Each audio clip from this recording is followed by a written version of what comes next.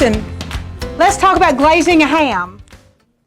When you buy it, somebody invented spiral hams, and I'm grateful to that person because we love a spiral ham. But when you buy one at Walmart or Kroger or Sam's or Aldi or wherever, it has a label on it. Just FYI, you can lift up that label and it gives instructions underneath the label on how to cook it.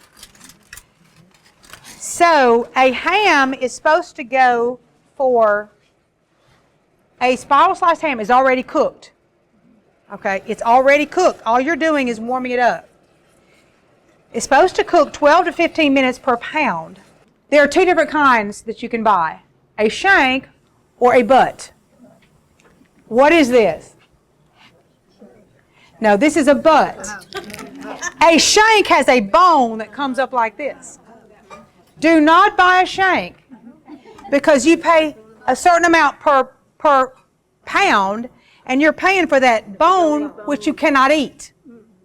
They all have bones in them, but why would you want a huge bone? This one is not, however, this is not a shank, this is a butt. So this particular one said that you could either brush it on or you could put it on there dry, but I'm not much for the dry. So we mixed water with the glaze and brought it to a boil, and now we are glazing the ham. It says, this particular one says put into the oven for the last 30 minutes to, I'm just going to do this for the sake of time, and let it cook the last 30 minutes. So girls, you want to come get this? It's been cooking for 3 hours and covered. We just uncovered it. Okay. Do any of you have a broiler pan at your house? That's normally what I use, and a trivet. We did not have a broiler pan. We did not have a trivet, so we improvised. Okay? So that's what that is. Okay, so Isabella or one of y'all come back and get our ham and put it in that 300-degree oven, please. Okay. All right, you girls ready? Ready. Okay, does everybody see the spiral sliced ham? And you see it's not sliced all the way, right?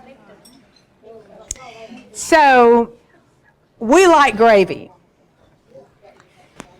If you like gravy, you don't need to glaze it.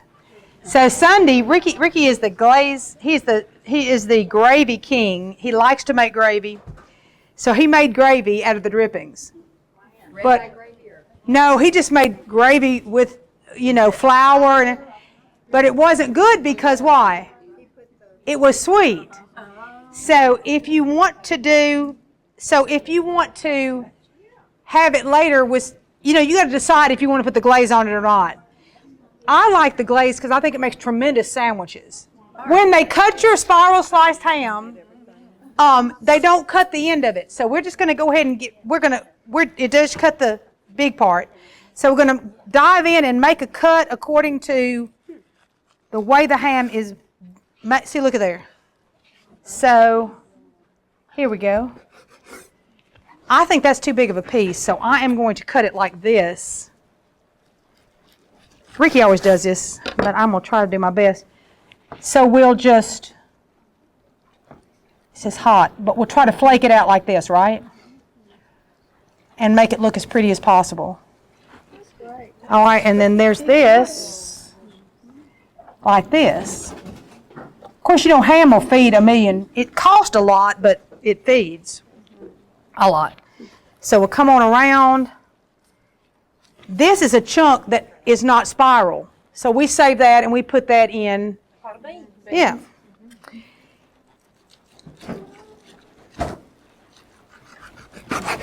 So that's my chunk, and here are my slices.